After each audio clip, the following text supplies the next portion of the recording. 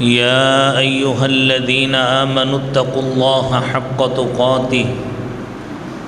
ولا تموتن إلا وأنتم مسلمون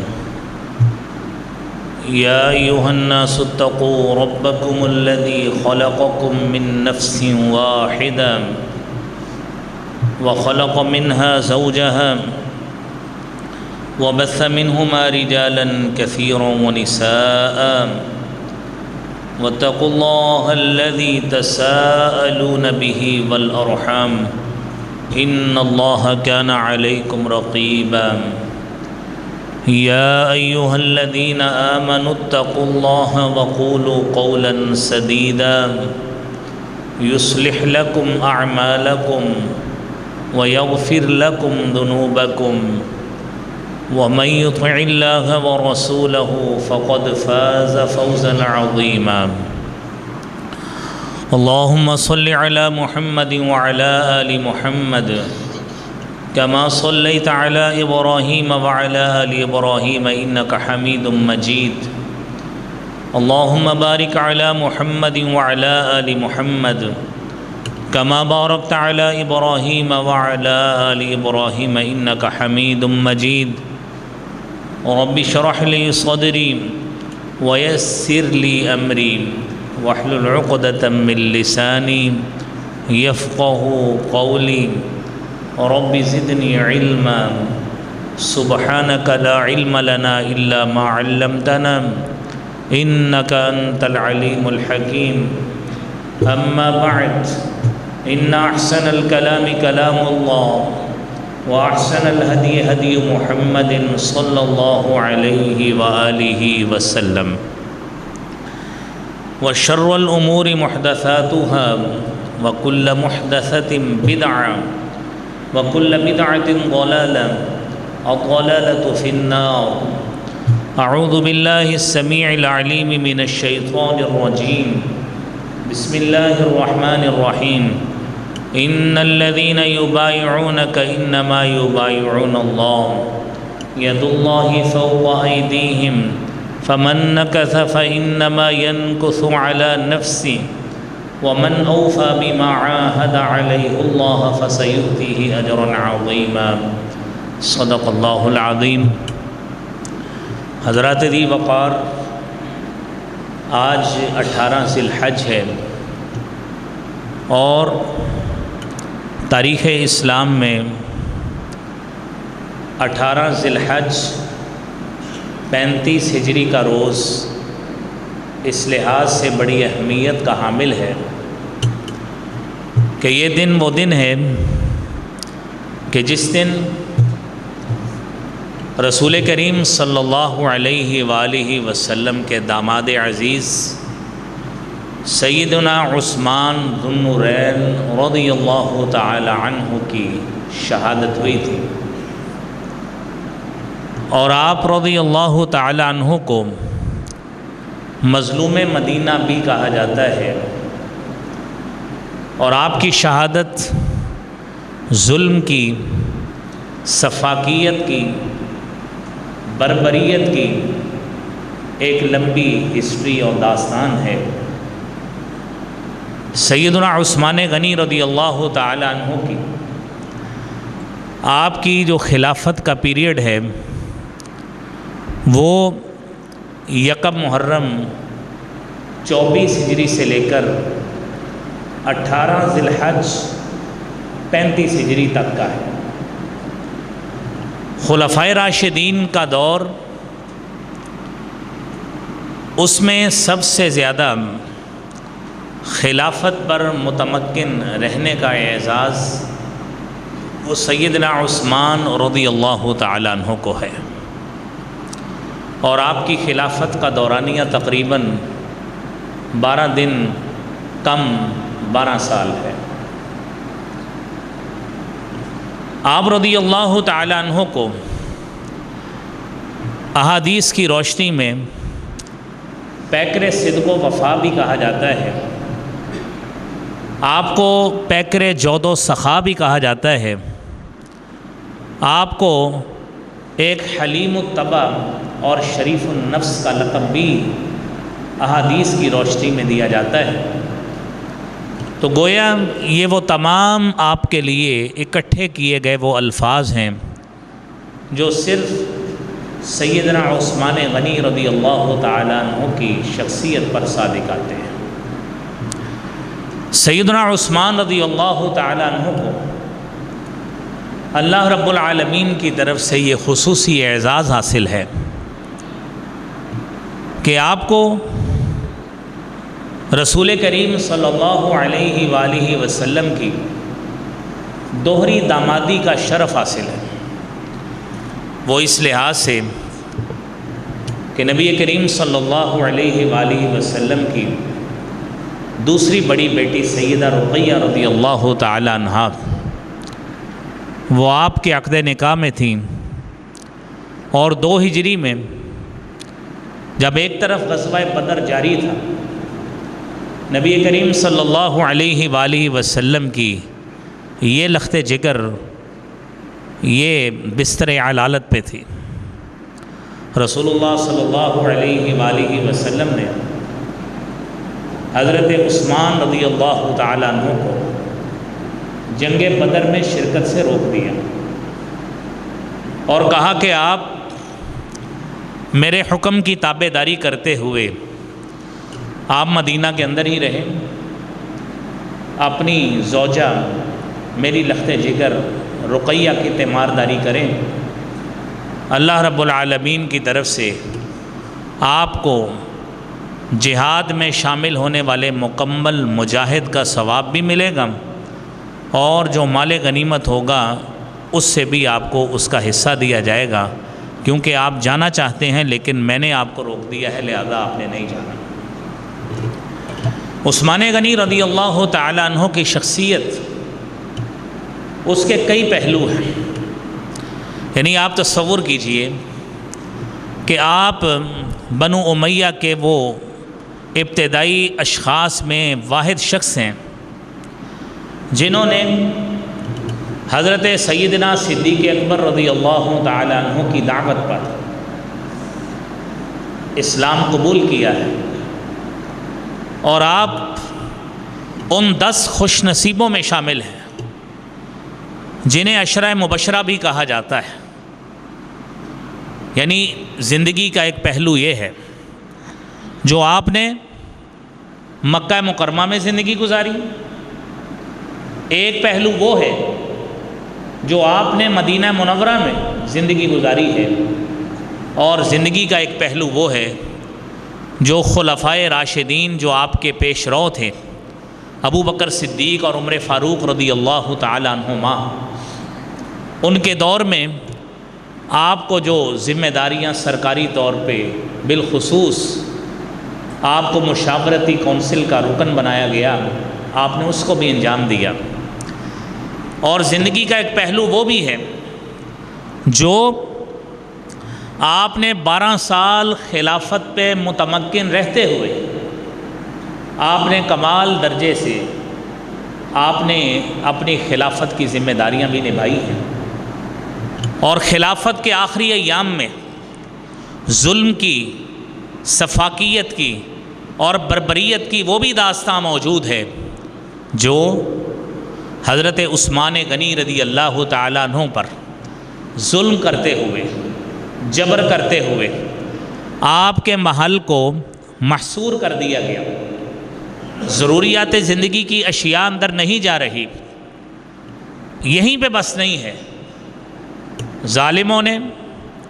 درندوں نے، سفاکوں نے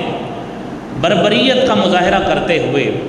حضرت عثمان رضی اللہ تعالیٰ عنہ پر روزے کی حالت میں اسی 18 ذی الحج کو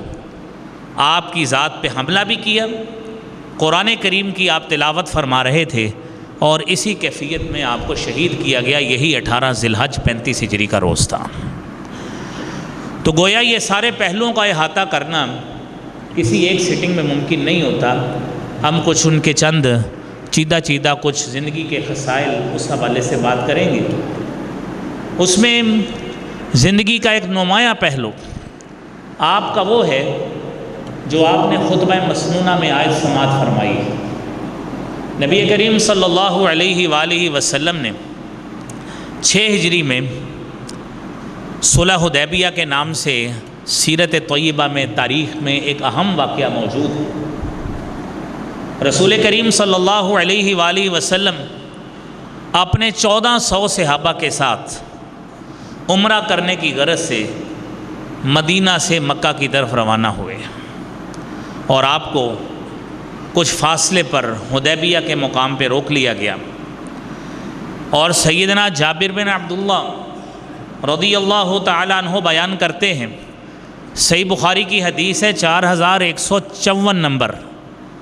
رسول کریم صلی اللہ علیہ وآلہ وسلم نے ان 1400 صحابہ کے حوالے سے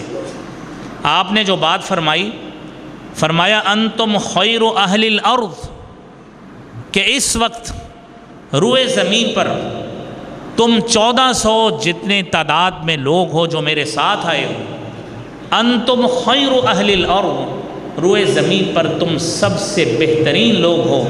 اور صحابی خود بیان کرتے ہیں وَكُنَّا أَلْفًا وَأَرْبَعَمِائَةٍ، اور ہم اس وقت 1400 کی تعداد میں تھے جس وقت اللہ کے رسول صلی اللہ علیہ وآلہ وسلم نے یہ بات بیان۔ حضرات، نبی کریم صلی اللہ علیہ وآلہ وسلم نے اپنے اس پیغام کو پہنچانے کے لیے اہل مکہ تک، تاکہ وہ ہمارے اس ارادے سے واقف ہوں کہ ہمارا لڑنے کا کوئی ارادہ نہیں ہے، ہم کسی جنگ کے لیے نہیں آئے، ہم صرف عمرہ کرنے کی غرض سے آئے ہیں، جو ہمارے پاس مختصر سے ہتھیار ہیں وہ بھی ہمارے کورڈ ہیں، ہم نے وہ سونتے نہیں ہوئے۔ اس پیغام کو پہنچانے کے لیے آپ نے حضرت عثمان رضی اللہ تعالیٰ عنہ کو منتخب کیا کہ آپ ہماری سفارت کاری کریں اور جائیے اہل مکہ تک ہمارا یہ پیغام پہنچائیے۔ کیفیت یہ بنی، معمول سے زیادہ تاخیر ہوئی حضرت عثمان رضی اللہ تعالیٰ عنہ کی واپسی کو۔ حضرت عثمان نے جب یہ پیغام پہنچایا تو اہل مکہ نے، ان کے سرداروں نے حضرت عثمان کو کہا کہ آپ کو اجازت ہے، آپ یہاں پہ طواف بھی کریں، آپ یہاں پہ عمرہ بھی کریں، کیونکہ آپ صاحب ثروت آدمی تھے، تجارتی غرض سے آپ کا آنا جانا بھی رہتا تھا۔ لیکن عثمان غنی رضی اللہ تعالیٰ عنہ کی شخصیت نے، آپ کی ایمانی غیرت نے اس بات کو گوارا نہیں کیا کہ جس محبوب پیغمبر جناب محمد الرسول اللہ صلی اللہ علیہ وآلہ وسلم کی وساطت سے اللہ رب العالمین نے ہمیں ہدایت کا رستہ دکھایا ہے کہ وہ نبی تو عمرے سے اور طواف سے محروم رہے اور ان کا مرید اور ان کا صحابی اس شرف سے اپنے آپ کو مستفید کر لے، یہ ممکن نہیں ہے۔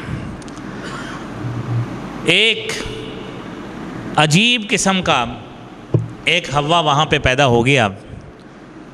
کہ حضرت عثمان رضی اللہ تعالیٰ عنہ کو شہید کر دیا، کیونکہ آپ کو معمول سے زیادہ واپسی میں تاخیر ہو گئی۔ تو نبی کریم صلی اللہ علیہ وآلہ وسلم نے، آپ نے بیعت لی، اور بیعت لی اس بات کی کہ ہم نے حضرت عثمان رضی اللہ تعالیٰ عنہ کو اگر قتل کر دیا گیا ہے، ہم نے ان کے قتل کا بدلہ لے کر جانا۔ پہلے ہمارا لڑنے کا کوئی ارادہ نہیں تھا، لیکن آج اگر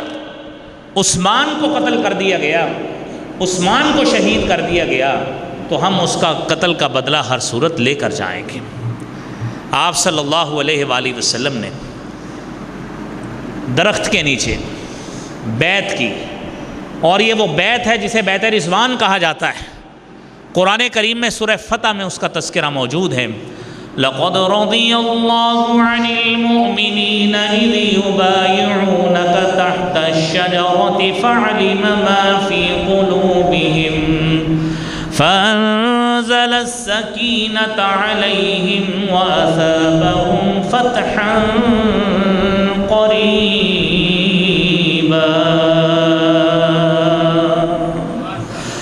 اللہ رب العالمین راضی ہو گیا ان مومنوں سے، اِذْ يُبَايِعُونَكَ تَحْتَ الشَّجَرَةِ، جب یہ آپ کے 1400 ساتھی آپ کی درخت کے نیچے بیعت کر رہے تھے، آپ سے وعدہ کر رہے تھے۔ کس بات کا وعدہ کر رہے تھے؟ وعدہ اس بات کا کر رہے تھے، اور وعدہ آپ سے نہیں، در حقیقت اللہ رب العالمین سے کر رہے تھے۔ ان الذین یبایعونک انما یبایعون اللہ ید اللہ فوق ایدیہم فمن نکث فإنما ينكث على نفسه ومن أوفى بما عاهد عليه الله فسيؤتيه أجرا عظيما۔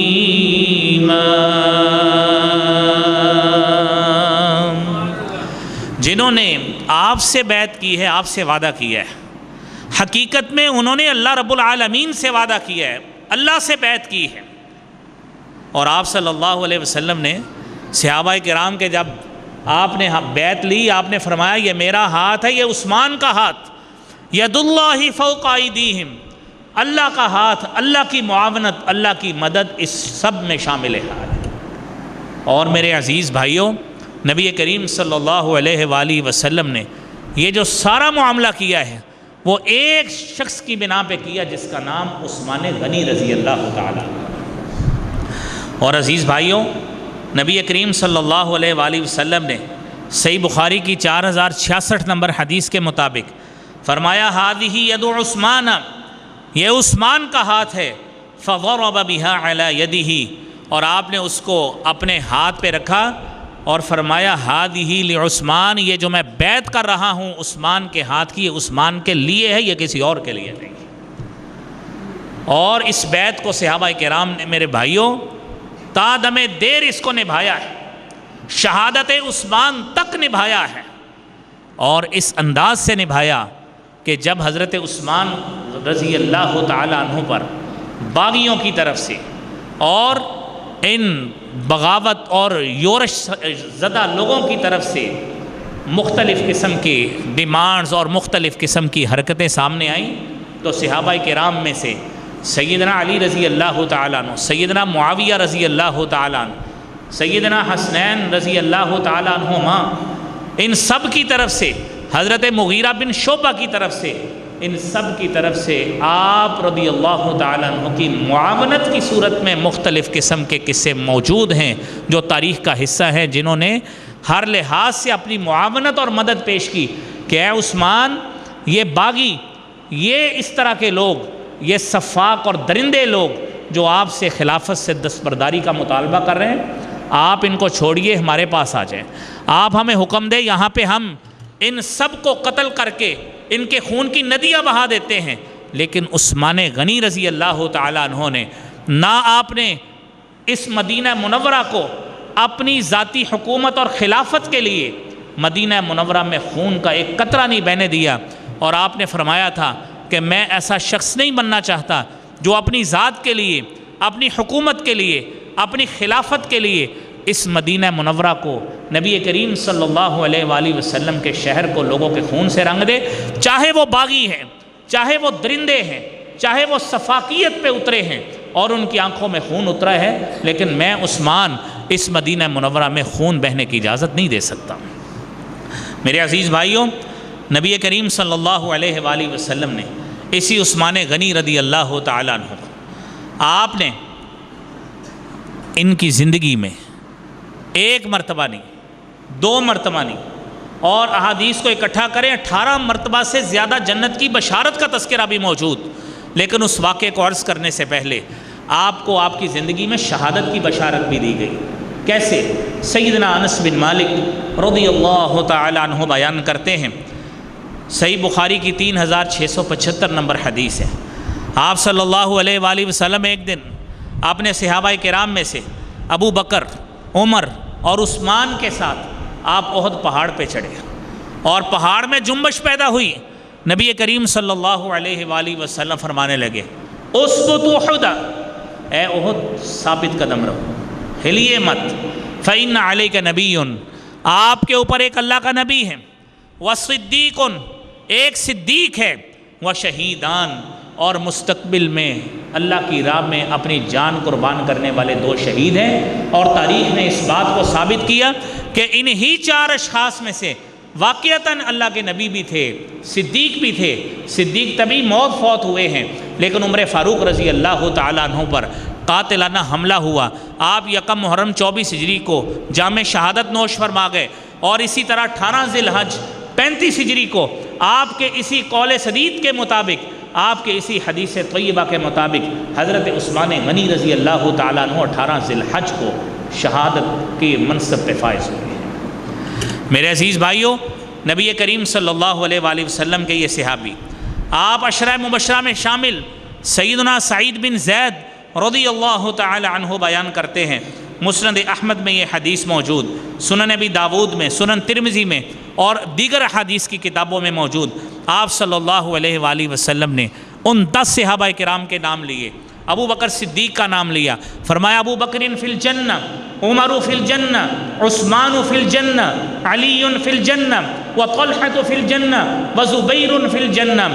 6 کے نام لیے، سعید بن زید کا نام لیا، عبد الرحمن بن عوف کا نام لیا، اور میرے بھائیوں ابو عبیدہ بن جراح کا نام لیا، سعد بن ابی وقاص کا نام لیا۔ 10 کے 10 صحابہ کرام، یہ وہ صحابہ کرام ہیں جنہیں نبی کریم صلی اللہ علیہ وآلہ وسلم نے اپنی زندگی مطہرہ میں زبان نبوت سے جنت کی بشارت دی کہ اللہ رب العالمین انہیں ہر صورت جنت عطا فرمائے۔ حضرات ذی وقار صحابہ کرام میں سے یہ وہ واحد صحابی جنہیں نبی کریم صلی اللہ علیہ وآلہ وسلم نے پیکر حیا قرار دیا ہے، پیکر شرم و حیا قرار دیا ہے، اور آپ صلی اللہ علیہ وآلہ وسلم نے خود فرمایا، سنن ترمذی کی 3790 نمبر حدیث، فرمایا ارحم امتی بامتی ابی بکر، میری امت کے ساتھ سب سے زیادہ شفقت کرنے والا میری امت میں سے وہ ابو بکر صدیق رضی اللہ تعالیٰ عنہ ہے۔ واشدہم فی امر اللہ عمر، اور اللہ رب العالمین کے دین کے معاملے میں اور دین کے نفاذ کے معاملے میں اگر کوئی شخص جس میں واقعتاً استقامت کا شدت والا جذبہ پایا جاتا ہے تو وہ عمر فاروق رضی اللہ تعالیٰ عنہ ہیں۔ اور آپ نے فرمایا وَأَصْدَقُهُمْ حَيَاءً عُثْمَانَ، اور ان صحابہ کرام میں سے میرے اس گلدستے میں سے شرم و حیا کا جو سب سے زیادہ پیکر ہیں، سچی حیا والے انسان ہیں، وہ عثمان غنی رضی اللہ تعالیٰ عنہ ہیں۔ اور میرے عزیز بھائیوں، آپ صلی اللہ علیہ وآلہ وسلم نے دیگر صحابہ کرام کے بارے میں بھی فرمایا وَأَقْضَاهُمْ عَلِي، اور ان میں قاضی القضات کے عہدے پر یا قضاء کا صحیح منصب ادا کرنے کا جس نے حق ادا کیا ہے وہ علی بن طالب رضی اللہ تعالیٰ عنہ۔ میرے عزیز بھائیوں، نبی کریم صلی اللہ علیہ وآلہ وسلم کے یہ صحابی جن کے بارے میں ایک مشہور واقعہ آپ نے وہ سنا ہوا ہے، صحیح مسلم کی 2401 نمبر حدیث ہے کہ نبی کریم صلی اللہ علیہ وآلہ وسلم اپنے گھر میں موجود تھے، ام المومنین سیدہ عائشہ صدیقہ رضی اللہ تعالیٰ عنہا کے پاس ابو بکر صدیق آئے، آپ صلی اللہ علیہ وسلم کی پنڈلیوں میں کپڑا نہیں تھا، آپ نے ویسے ہی رہنے دیا۔ عمر آئے، آپ نے ویسے ہی رہنے دیا۔ عثمان غنی رضی اللہ تعالیٰ عنہ آئے، آپ نے فوری طور پر کپڑا جو ہے اس سے اپنے جسم کو ڈھانپ لیا۔ بعد میں جانے کے بعد ام المومنین سیدہ عائشہ صدیقہ رضی اللہ تعالیٰ عنہ پوچھتی ہیں، یہی سوال کیا کہ ابو بکر صدیق آئے، میرے باپ آئے، آپ نے اسی کیفیت میں اپنے آپ کو رکھا، عمر آئے آپ نے اسی کیفیت میں رکھا، عثمان آئے آپ نے فوری طور پہ اپنی کیفیت بدل لی۔ میرے عزیز بھائیوں، نبی کریم صلی اللہ علیہ وآلہ وسلم نے فرمایا الا استحی من رجل تستحی منہ الملائکہ، کیا میں اس شخص سے حیا نہ کروں تستحی منہ الملائکہ جس سے فرشتے بھی حیا کرتے ہیں؟ جب فرشتے جس شخص سے حیا کرتے ہیں، مجھ محمد صلی اللہ علیہ وسلم کا زیادہ حق بنتا ہے۔ میرے عزیز بھائیوں، نبی کریم صلی اللہ علیہ وآلہ وسلم کے یہ صحابی رسول عثمان غنی رضی اللہ تعالیٰ عنہ آج میرے بھائیوں امت مسلمہ بالخصوص پاکستان میں حکومت پاکستان آج یوم تقدیس قرآن منا رہی ہے۔ کس بنا پہ منا رہی ہے؟ اس بنا پر کہ قرآن کریم کی عرب ملک، یہ یورپ کے ملک سویڈن میں اس کی توہین کی گئی۔ لیکن میرے بھائیوں مسلمانوں، اس بات کو ساتھ سمجھیے کہ وہ تو غیر مسلم ہیں، ان کا تو اس پہ ایمان ہی نہیں ہے، لیکن اس مسلمان نے اس قرآن کے ساتھ کس طرح کا محبت کا ثبوت دینا ہے، یہ محبت عثمان غنی رضی اللہ تعالیٰ سیکھیے۔ عثمان غنی رضی اللہ تعالیٰ عنہ کا قرآن کے ساتھ کیسا پیار تھا، اس حدیث کو سن کر پھر اپنا جائزہ لیجئے کہ جو پیار، جو محبت عثمان غنی رضی اللہ تعالیٰ عنہ نے قرآن کریم کے ساتھ کمٹمنٹ کی صورت میں، تلاوت قرآن کی صورت میں اور قرآن کریم کی تلاوت کے شیڈیول کے حوالے سے جو مداومت، جو ہمیشگی، جو پختگی جو انہوں نے اپنی زندگی کا حصہ بنایا ہوا تھا، کیا ہمارے اندر موجود ہے؟ میرے عزیز بھائیوں سنیے، صحابی رسول، یہ صحابی کیا کہتے ہیں؟ کہتے ہیں ان القبر اول منازل الآخرہ، یہ قبر یہ آخرت کی منازل میں سے پہلی منزل ہے۔ فَإِن نَجَا مِنْهُ، اگر بندہ اس سے نجات پا گیا، فَمَا بَعْدَهُ أَيْسَرُ مِنْ، اس کے بعد والا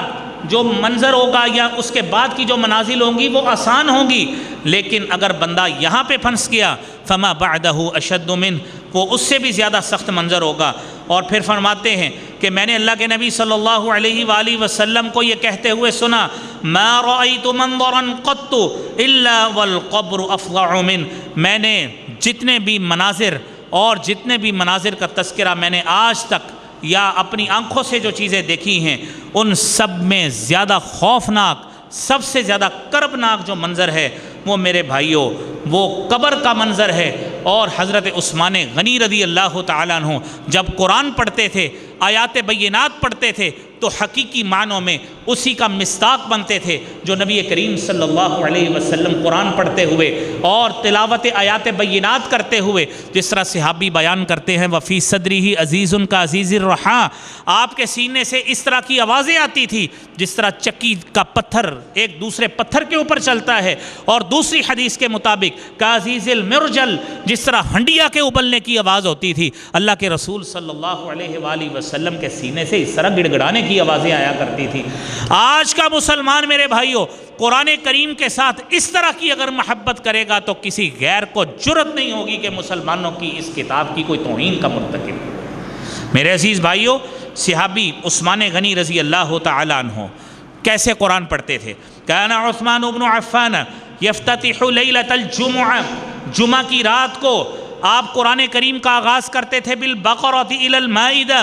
سورہ بقرہ سے لے کر سورہ مائدہ تک جمعے کی رات۔ آج جمعے کی رات ہے، تصور کیجئے کہ آج ہم نے کتنا قرآن پڑھا ہے۔ اور پھر اس کے بعد وَبِالْأَنْعَامِ إِلَىٰ هُودَ وَيُوسُفَ إِلَىٰ مَرْيَمَ وَبِطَٰهَ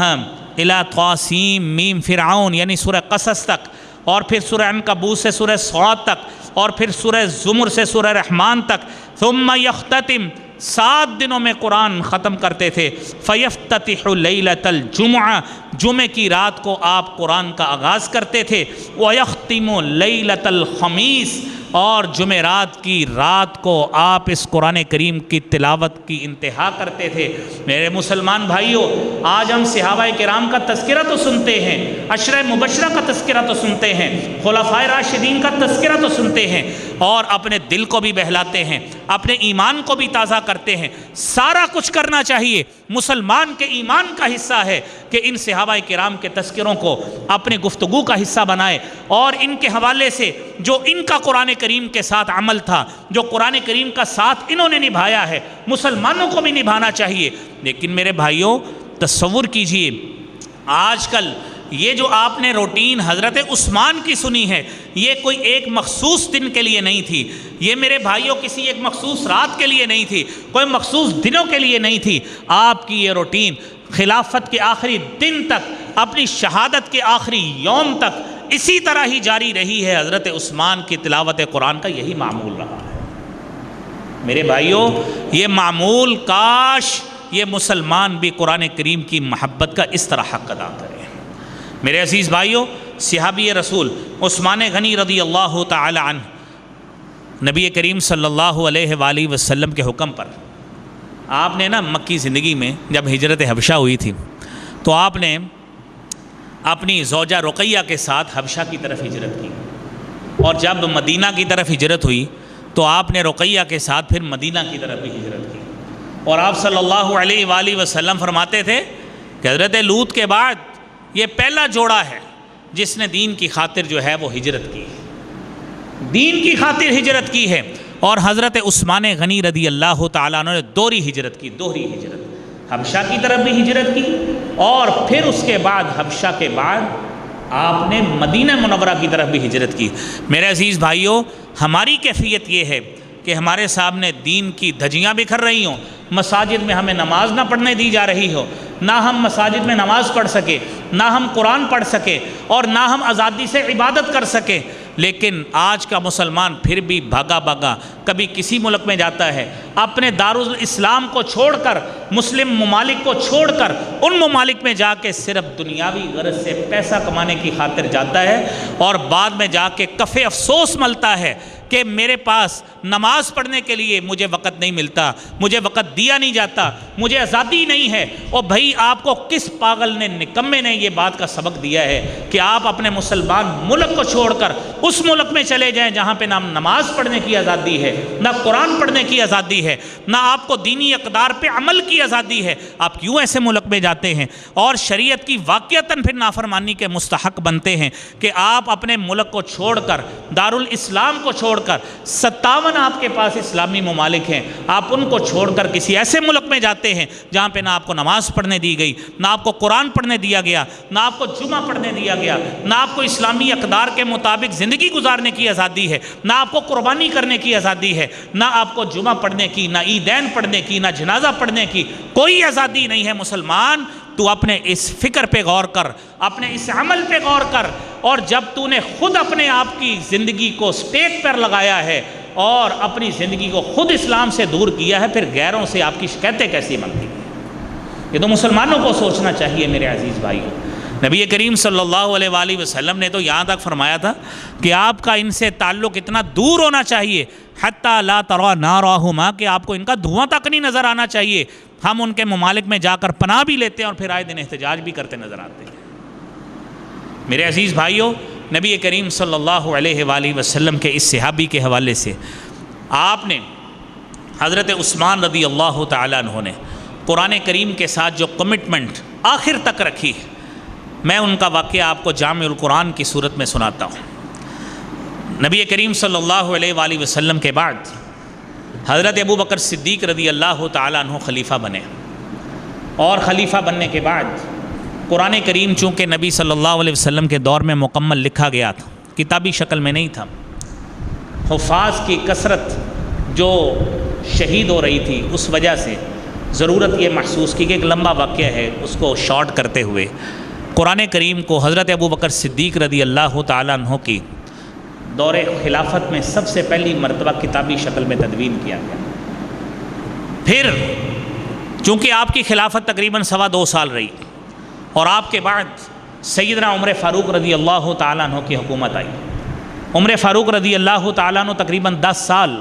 خلافت پر متمکن رہے، یعنی یہ آپ کی 10 سال حکومت رہی، جمادی الثانی 13 ہجری سے لے کر 1 محرم 24 ہجری تک 10 سال سے اوپر آپ کی حکومت رہی۔ پھر اس کے بعد عثمان غنی رضی اللہ تعالیٰ عنہ کی حکومت آئی۔ اب خلافت میں حضرت عمر فاروق کے دور میں خلافت فاروقی میں سلطنت اسلامیہ میں جتنی وسعت ہو چکی، اور پھر اس کے بعد حضرت عثمان رضی اللہ تعالیٰ عنہ کے دور میں مزید وسعت ہوئی۔ قرآن کریم جو مدون شدہ تھا وہ پہلے ان علاقوں میں پہنچا جو عرب لوگ تو تھے لیکن قریشی نہیں تھے، قریشی لہجے سے واقف نہیں تھے۔ وقت کے ساتھ ساتھ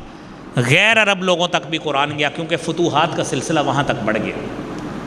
حضرت عثمان رضی اللہ تعالیٰ عنہ کے دور میں نبی کریم صلی اللہ علیہ وسلم کے ایک صحابی حضرت حذیفہ رضی اللہ تعالیٰ عنہ، انہوں نے بصرہ کے علاقہ میں ایک عجیب ماجرا دیکھا۔ حضرت عثمان خلیفہ وقت ہیں، اور انہوں نے منظر یہ دیکھا کہ لوگ قرآن کریم کے معاملے پر ایک دوسرے سے جھگڑ رہے۔ اس کی وجہ کیا تھی کہ لوگوں کو قرآن کریم کے مختلف لہجات کے حوالے سے، مختلف قراءات کے حوالے سے، مختلف ایکسنٹس کے حوالے سے علم نہیں تھا کہ قرآن کریم کو اس طرح بھی پڑھا جا سکتا ہے، قرآن کو اس طرح بھی پڑھا جا سکتا ہے۔ نتیجہ یہ نکلا، انہوں نے ایک دوسرے کے خلاف تلواریں نکال لی کہ ایک شخص دوسرے کو کہتا ہے تو قرآن غلط پڑھتا ہے، دوسرا کہتا ہے نہیں قرآن کو تو غلط پڑھتا ہے۔ نتیجہ یہ نکلا کہ انہوں نے تلواریں نکال لی۔ خیر بیچ بچاؤ کرایا گیا۔ یہ سارا منظر جا کے حضرت حذیفہ نے اس وقت کے گورنر وہاں کو بتایا، پھر خلیفہ امیر المومنین حضرت عثمان غنی رضی اللہ تعالیٰ عنہ کو بتایا۔ حضرت عثمان رضی اللہ تعالیٰ عنہ نے حالات کی نزاکت کو بھانپتے ہوئے قرآن کریم کی تمام جتنی کاپیاں مختلف علاقوں میں بھیجی ہوئی تھی وہ آپ نے ساری منگوائیں اور قرآن کریم کو ایک سنگل لہجے پر اکٹھا کر دیا، اور وہ لہجہ جس پہ قرآن آج ہم سارے لوگ پڑھتے ہیں، وہ امام حفص بن سلیمان کا لہجہ قرات پہ معروف ہے، اس پہ پڑھا جاتا ہے، لیکن قرآن کے جو بقیہ لہجات ہیں وہ موجود، وہ ہمارے مدارس میں قرات سبع اور عشرہ کے نام سے پڑھائے جاتے ہیں، اور لوگ اس پہ دسترس حاصل کرتے ہیں، قاری کا لقب پاتے ہیں، قرات سبع اور قرات عشرہ پڑھتے ہیں۔ تو بتانے کا مقصد یہ ہے کہ حضرت عثمان رضی اللہ تعالیٰ عنہ نے نہ صرف قرآن کریم کی تلاوت کو جاری رکھا مرتے دم تک، بلکہ قرآن کریم کی محبت کا ثبوت اس انداز سے بھی دیا کہ قرآن کریم پر ایک قرات پر پوری امت کو جمع کر کے امت پر احسان کر دیا، تاکہ ساری زندگی امت مسلمہ قرات کے معاملے پر، قرآن کی قرات اور لہجے کے معاملے پر ایک دوسرے سے لڑنے جھگڑنے سے پرہیز کرے۔ یہ حضرت عثمان رضی اللہ تعالیٰ عنہ کا امت پر ایک بہت بڑا احسان ہے۔ میرے عزیز بھائیوں، کیفیت تو یہ تھی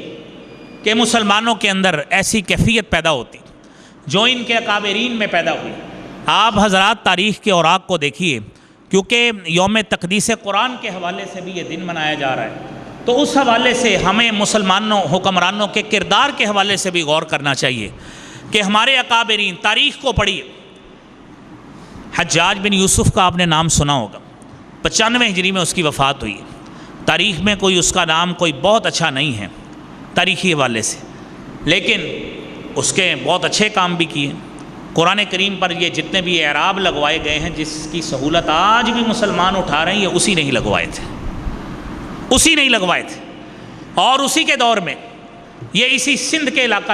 دیبل اس وقت اس کا نام تھا، اسی علاقہ میں مسلمان خاتون جب ان کے ساتھ اس نے داد رسی کے لیے مسلمان حکمران کو آواز دی، تو حجاج بن یوسف نے ہی 2 مختلف مہمات جو ہیں یہاں پہ، اور دوسری مہم میں اپنے ہی داماد محمد بن قاسم رحمۃ اللہ علیہ کو یہاں پہ بھیجا، اور اس نے آ کر یہاں پہ سندھ کے علاقہ میں اس علاقے کو فتح بھی کیا، راجہ داہر کو شکست بھی دی، اور اس وقت اس سندھ کا نام باب الاسلام پڑ گیا۔ یہاں سے اسلام کی اس علاقے میں حقیقی معنوں میں ابتدا ہوئی۔ میرے عزیز بھائیوں، تاریخ یہیں پہ بس نہیں ہے، آپ خلافت بنو امیہ کو پڑھیے، بنو عباس کو پڑھیے۔ بنو عباس کے دور میں اموریہ سلطنت ایک بہت بڑی سلطنت تھی۔ خلیفہ معتصم باللہ بنو عباس کا ایک حکمران تھا۔ خاتون نے آواز دی، وقت کے جبر کا شکار تھی کہ واہ موت معتصمہ، واہ معتصمہ، تو آگے سے وہ کہتا ہے جلاد بلا لے معتصم کو، کون سا حکمران تیری آواز سنے گا۔ ہاتھ میں مشروب کا پیالہ تھا، غلام کو کہتا ہے کہ مسلم عورت کی طرف سے مجھے آواز میرے کان میں پڑی ہے، یہ مشروب بعد میں پئیں گے جب تک اس خاتون کا بدلہ نہیں لیا جاتا۔ اور اس وقت کے نجومیوں نے اس کو بہت سمجھایا، جو اس کا غیب کا علم بتانے والے یہ ٹرنیل قسم کے لوگ ہر دور میں ہوتے ہیں، جو اس طرح کی فضول قسم کی پشین گوئیاں کرتے ہیں کہ آپ سے لڑ کر کبھی اموریہ کی سلطنت کو فتح نہیں کیا جا سکے گا۔ اس نے 4000 ابلک نامی گھوڑے جو ہیں اس نے اس کا دستہ تیار کیا، خود اس کی کمان کی، اور اس نے جا کے وہاں پہ اس علاقے کو فتح بھی کیا، اور وہاں پہ ظلم اور جبر جو خواتین پہ ہوتا تھا ان سب کو نجات دلانے کا باعث بنا۔ تو یہی خلیفہ معتصم باللہ بنا۔ مسلمان حکمران اس طرح کے ہوا کرتے تھے۔ اور میرے عزیز بھائیوں، سلطان صلاح الدین ایوبی کے حوالے سے تاریخ میں آپ نے اس کا بھی نام سنا ہوگا، اور 583 ہجری کی بات ہے، 1178 سن کی بات ہے کہ یہی جو فلسطین کا علاقہ ہے، بیت المقدس کا علاقہ ہے، سلطان صلاح الدین ایوبی وہ حج کو جانے کا ارادہ کر رہا تھا، لیکن پتہ یہ لگا کہ یہاں پہ مسلم جو کمیونٹی ہے اسی علاقے میں، یہ جو جتنا بھی علاقہ ہے یہاں پہ بڑے ظلم اور جبر کا شکار ہے، لہذا اس نے سب سے پہلے کیا کیا، اس نے فلسطین کو فتح کیا، اپنا لشکر لے کے گیا اور بیت المقدس کو فتح کیا مسلمانوں کو، وہاں سے بھی مظالم سے نجات ملی۔ اور پھر مغلیہ دور میں اس کے بعد سن 1191 میں شہاب الدین محمد غوری خاندان غلامہ میں سے جو حکمران تھا اس کی بات ہے، اس نے اس وقت اس بر صغیر کے علاقہ میں وہ مسلمان جو ظلم اور جبر کا شکار تھے، اس نے سب سے پہلے سن 1191 میں پہلا حملہ اس نے کیا پرتھوی راج کے خلاف۔ اور پرتھوی راج وہی ہندوؤں کا جس کے نام سے پرتھوی میزائل بھی موجود ہے انڈیا کا، اور اسی کے مقابلے میں پاکستان نے غوری میزائل بنایا، یہ اسی نسبت سے موجود ہے کہ پرتھوی کو شکست دی۔ دوسرے حملے میں جا کے شہاب الدین محمد غوری نے کس بنا پہ؟ اسی تراوڑی کی جنگ میں اس کو شکست دی کہ مسلمان ظلم اور جبر کا شکار ہیں۔ میرے عزیز بھائیوں، آج مسلمانوں کو اس طرح کے کردار کی ضرورت ہے۔ مسلمان قرآن سے اس طرح کی کمٹمنٹ کریں، مسلمان قرآن کریم سے اس طرح کی وابستگی کا اظہار کریں جس طرح کا ان کے حکمرانوں نے کیا ہے۔ لیکن میرے بھائیوں، اگر قیامت کے دن نعوذ باللہ اللہ کریم ہمارے اوپر رحمت فرمائی، یہ وقت ہمیں دیکھنا نصیب نہ کرے کہ کیفیت ہی ہو جائے قرآن ہم پڑھتے کوئی نہیں ہے، کہ اللہ کے رسول صلی اللہ علیہ وسلم قیامت کے دن ہمیں پکڑ کے کہیں اِنَّ قَوْمِ اتَّخَذُوا هَذَا الْقُرْآنَ مَهْجُورًا۔ یہ سورہ فرقان کی آیت ہے کہ اللہ اس قوم نے تو قرآن کو چھوڑ دیا تھا، ان کا میرے سے کوئی تعلق نہیں ہے۔ ہم کہاں پہ جائیں گے؟ کہاں پہ جائیں گے ہمارے جلوس؟ کہاں پہ جائیں گے ہماری ریلیاں؟ اور کہاں پہ جائیں گے ہماری پارلیمنٹ میں کی گئی تقریریں؟ میرے عزیز بھائیوں، اس قرآن کے ساتھ وابستگی کا ثبوت دیں، اس قرآن کو پڑھا کریں اور اس قرآن کا مفہوم حاصل کریں، اس قرآن کا فہم حاصل کریں، اس کی تفسیر پڑھا کریں، علماء کی صحبت میں بیٹھا کریں۔ اور جب تک یہ کام نہیں ہوگا میرے بھائیوں، قرآن کریم کا مقصد ہمیں سمجھ نہیں آئے گا۔ اللہ کریم مجھے بھی، آپ کو بھی، ہم سب کو اس کی توفیق عطا فرمائے۔ وآخر دعوانا ان الحمدللہ رب العالمین۔